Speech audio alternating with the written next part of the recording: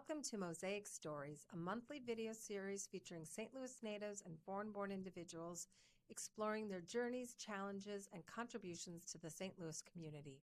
Hello, my name is Kelly, and I am a St. Louis native, born and raised in St. Louis, but have been traveling the world. And I think I love to tell people I'm a connector. I love connections. So I can't wait to talk to you a little bit more.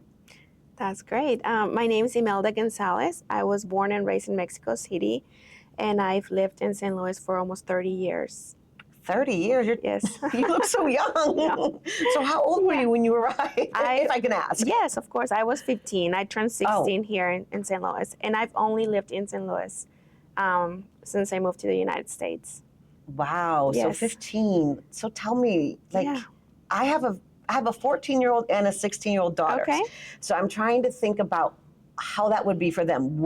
If you can go back in time, when you first came here, as a 15-year-old, what were your first impressions, or what was your feeling? Tell me about your soul. Yeah, so I was very excited when I learned that we were moving to St. Louis because my mom is one of 7 siblings, and she was the only one still living back home. Wow. So she was moving here to be reunited with her siblings and mom. So I was very excited because I didn't grow up with my first cousins or with my grandma. But once I moved to St. Louis, I soon realized that there were a lot of changes and a lot of challenges, language being one or the most important one. My aunt had a friend who started taking me to the International Institute because I arrived in May, so they thought that maybe that summer I could learn some English. And that's my aunt's friend used to take me with her to classes. And then in the fall, I started high school at Bayless High School. Oh, at Bayless High School. Mm-hmm. Yes, yes. So recently, about 2 years ago, a friend of mine's daughter graduated from Bayless, and I was so impressed with the international population. Oh my gosh, yeah. I mean, I know a lot about the movement of immigrants in the region, but did you find home at Bayless? Yeah, Bayless became home. And even though when I arrived 30 years ago, ESL was not such a big thing, so I didn't have that as part of the program, but I did have a beautiful community. Like my English teacher helped me a lot, and they put me in Spanish class to learn with all the seniors. Right. Oh, that would be good. I was a sophomore, and I was learning everything backwards. And I had like a whole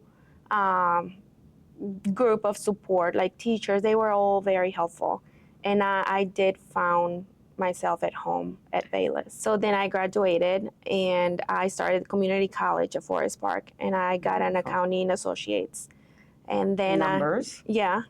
I've always liked numbers, even though that's not what I do now. But well, accounting's helpful in everything. Yeah, I guess. If you're running your own business. Yes, I agree. But yeah, then I got married, had 2 children, and I did a little bit of everything raising my kids. And then awesome.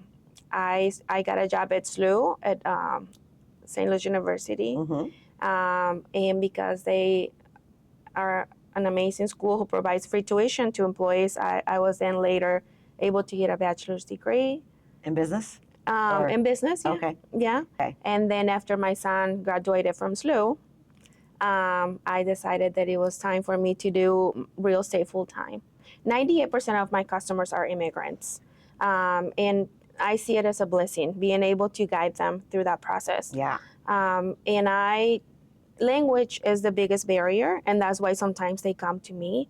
But I like to give them not only the language service, but full service, like give them the best of me in every single way, because we all deserve that.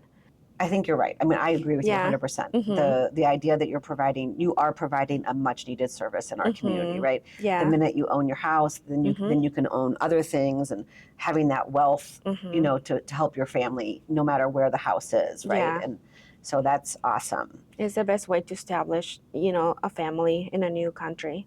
I always like to ask people who have maybe bilingual families or multilingual families, maybe you all speak multiple languages, but how was their connection to St. Louis and Mexico City? Like, how did you create this environment for your children?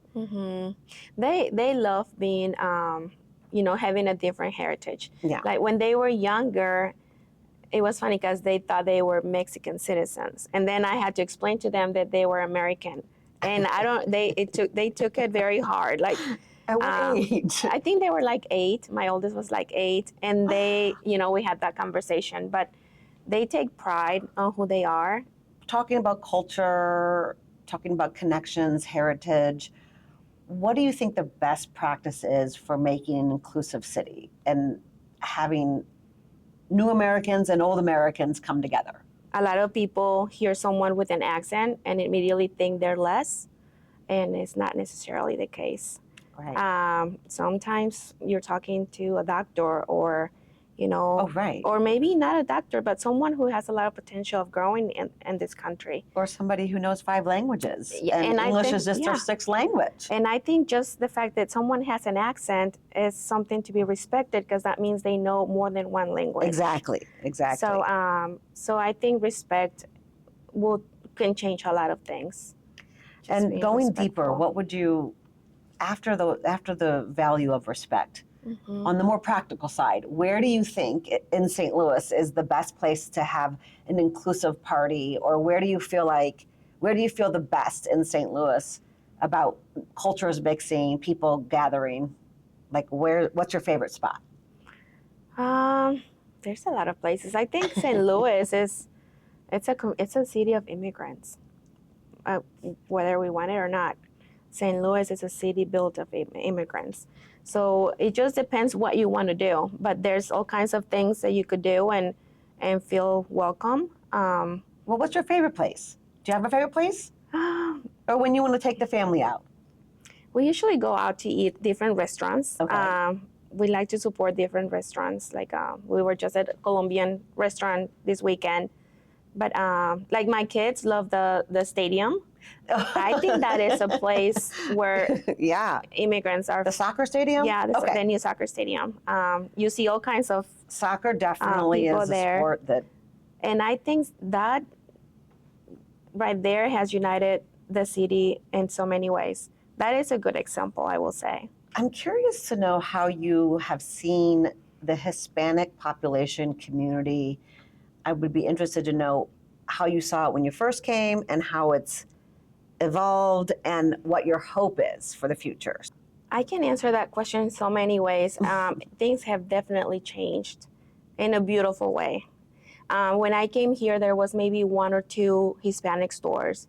Now you see them everywhere. And that means a lot of business owners. Right.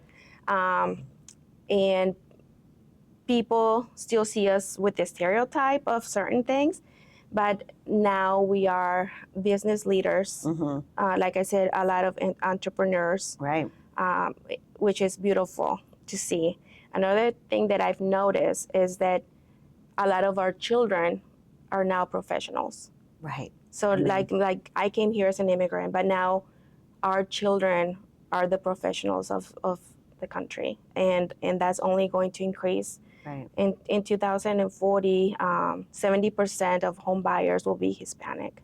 What? Which is 2040? It's incredible. But that's because our children are now growing here. And they have careers, and like I said, they're professionals. And their parents are business owners, and they're growing in a beautiful way in this country.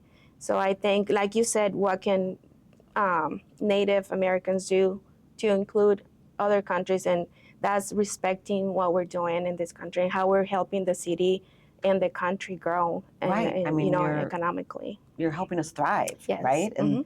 so hopefully you will still be working in 2040. Yes, I don't know. Because your business might be booming. Yeah. It's been Yeah. Or you can pass down your business Yes, to maybe that. somebody, Yeah. one of your relatives. I do want to retire at some point, but I love what I do, and I can see myself doing it for a while. Now, But yeah. just a funny story. My mother-in-law is a realtor as well, and Okay. she worked even into her 80s. I Yeah. mean, she wasn't full-time. Yeah. So you're going to definitely be working in 2040. Probably, yeah. Yeah. Maybe when I need my next house, I'll call you, okay? Of course, yeah. I will be happy to help. It's But been yeah. so great to Yeah. hear your story. Oh, thank you. I love hearing people's stories, and I truly believe in what you said about respect and showing people respect. And so Thank you so much for taking time to talk to me. Oh, you're welcome. And I like telling my story because it's not just my story. Our story. It's the same. We all have the same challenges, and when you see somebody else, think of my story. It might be the same story. Exactly. Yeah. Thank you. Thank you. For more Mosaic Stories, and if you'd like to be part of it, visit stlmosaicproject.org.